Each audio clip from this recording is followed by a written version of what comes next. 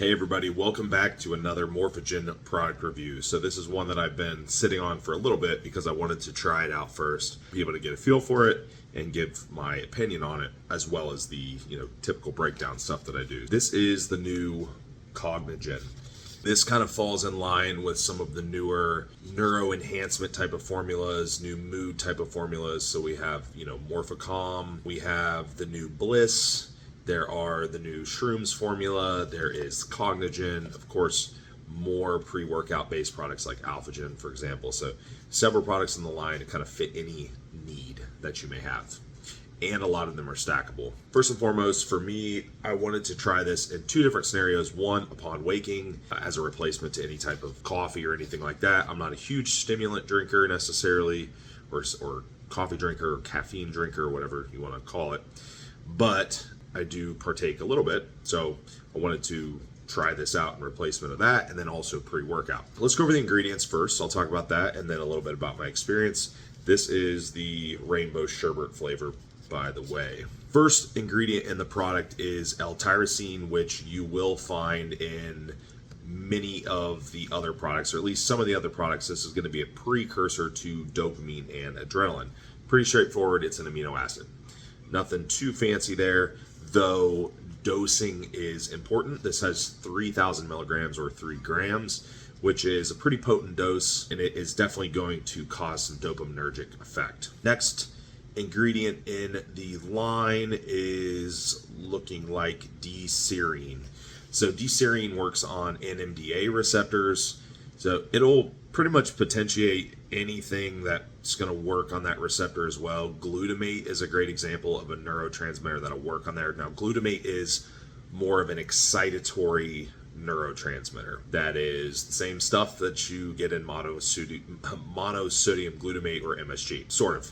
It's a component of that. So it is a more excitatory neurochemical, and it will act as such. So it's definitely going to complement something like dopamine. Of course, assuming that we're still balancing things out. We're not overexpressing any one of those pathways, because of course that could lead to like anxiousness, for example. Now, this product contains 1,000 milligrams of D-serine, which is considered to be a pretty effective dose. It may also help with things like memory, cognitive retention, which glutamate does tend to do anyhow. So that's where that's coming from. So next ingredient in the product is Rhodiola Prime or rhodiola extract. It's a concentrated extract. I believe this is a 6% extract. Yes, it is. And 300 milligrams. So Rhodiola Prime is obviously just a trademark version, which you see most of the products use trademark versions, the highest quality stuff that you're going to be able to get.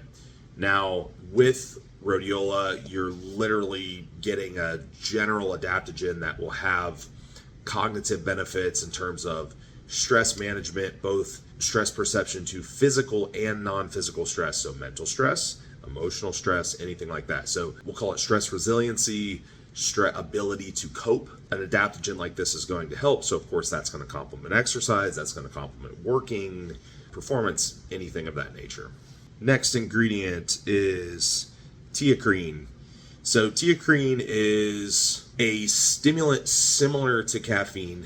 Biggest difference is that the half-life is different, or the active life is different. Comes on a little bit slower, lasts a little bit longer, and therefore this product is of course giving you somewhat of an extended release of that central nervous system stimulation. Now, this contains 250 milligrams, again, a pretty standard dose. This is a 1 scoop serving. So in a 1 scoop serving, nothing's really overly dosed overly high. That's not really the point of the product. It's supposed to be a kind of a controlled feeling. With that, people generally will feel very little onset like you might feel with caffeine, but you definitely will notice an extended effect from that, less crash, for example.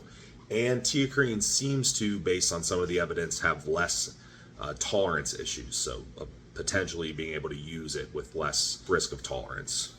We have velvet bean extract. So next is another dopamine source here. This is 250 milligrams again, which is again pretty standard dose of velvet bean. You're going to get your L-dopa, standardized for L-dopa. Based on the name, we can kind of assume that that is a dopamine precursor, which it is. So we have a couple dopamine precursors here, and of course, a couple stimulants that will lead to dopamine increase as well. Next is caffeine, or and I may be saying this wrong, but Zum XR, which is just simply it's a trademark version of an extended release caffeine. 100 milligrams, again, the doses of the actual stimulants are not high, which is kind of the point. So you're getting an extended release version here, which again will complement the teacrine in kind of the idea of the product, which is not to necessarily be a pre-workout per se, but more of a longer active cognitive product and performance product. Last but not least is Cognigen, which is a ginseng extract. These do tend to show some evidence toward performance, memory recall, speed of memory recall, reactions, things like that. So we're looking at 100 milligrams of this high standardization ginseng. So that is the ingredient panel. That's a 1 scoop dose. Product label says, you can go up to 2 scoops. I've just done 1. And what I've noticed in the morning is you definitely have a similar effect to coffee and caffeine source, as in, the basic stimulation, but there's more of a layered effect in terms of noticing a little bit more dopaminergic effect, noticing a little bit more sharpness, noticing a little bit longer duration of effect, which really makes perfect sense based on what the product is and how it's dosed. Pre-workout, pretty much the same. Again, if you're looking for something that's a little more aggressive and abrupt, you're going to be better off with Alphagen. That's not my preference necessarily, because I tend to try to get hyped up for those top sets and some of the lifts anyhow. So I really don't need to be overly stimulated, and I don't want to be overly stimulated. So this works out well. And what I do notice as a potential benefit is you're not crashing afterwards. You're not like falling off afterwards after the half-life. It kind of starts going through its half-life and wearing off. It extends nice into several hours past, even quite a few hours past. You'll continue to notice the effect. One caveat to that is with the longer active life, timing is important. So if you're training in the evening, you pretty much want to be weary of stimulant use then anyhow, but especially with a product that has these extended release and long active life ingredients, I would probably steer clear. So that might not be the go for you if you're training in the afternoon or evening. If you're training morning, midday, somewhere around there, probably good to go. If you want to use it as a morning replacement product for a stimulant, probably good to go there. General productivity type of product, I like it. Doesn't make me anxious. Doesn't disrupt anything. The flavor is pretty solid. Mixes in other things, so I'll mix it in a couple of my other basic health supplements and things in the morning, and so I've had no issues with that. Mixes up clean, clear, no problem. So if you guys want to check this out, it is up on the website. Get a tub. Try the other flavors. I haven't. Let me know what you think, and I'll talk to you guys soon.